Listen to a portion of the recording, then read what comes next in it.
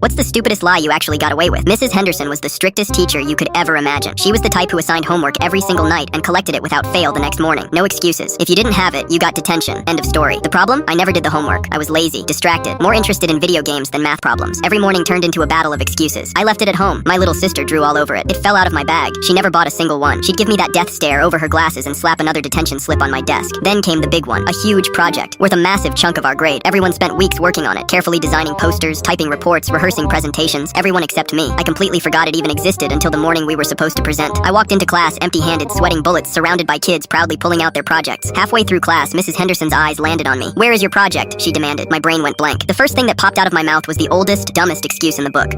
My dog ate it. The class snickered. Even I rolled my eyes at myself. There was no way she'd fall for that. But then Mrs. Henderson narrowed her eyes and said, "Fine, bring me proof tomorrow." I froze. Proof of my dog eating homework? I spent the rest of the day panicking. When I got home, I stared at my half-finished project on the desk. That's when the light bulb went off. If I was going to commit to the lie, I had to go all in. I grabbed a jar of peanut butter, smeared it across the paper, and called over my golden retriever, Max. He sniffed once, then went to town. Within minutes, the project was shredded, soggy, and covered in drool. It looked like it had been through a war zone. I stuffed the remains into a plastic bag, sealed it up, and gagged at the smell. The next morning, I handed the bag to Mrs. Henderson like I was handing over evidence in a crime scene. The class erupted into laughter as she opened it. The paper was chewed to bits, sticky, and still smelled faintly of peanut butter. She blinked at it, then at me. Instead of detention, she sighed. "Next time, don't make your project smell like a sandwich." Then, to my utter shock, she added, "But I respect the effort." The room exploded. Kids were slapping their desks, howling, and shouting, "Legend!" Someone actually barked at me. For the rest of the week, I was dog food kid. People kept asking if Max wanted to help with their homework, or if I was going to start a business selling pre-chewed projects. But the craziest part, Mrs. Henderson never gave me detention again. I think after that, she realized I was either too dumb or too committed to punish. And that's how the dumbest lie, the one I thought she'd laugh out of the room, became the only one she ever believed.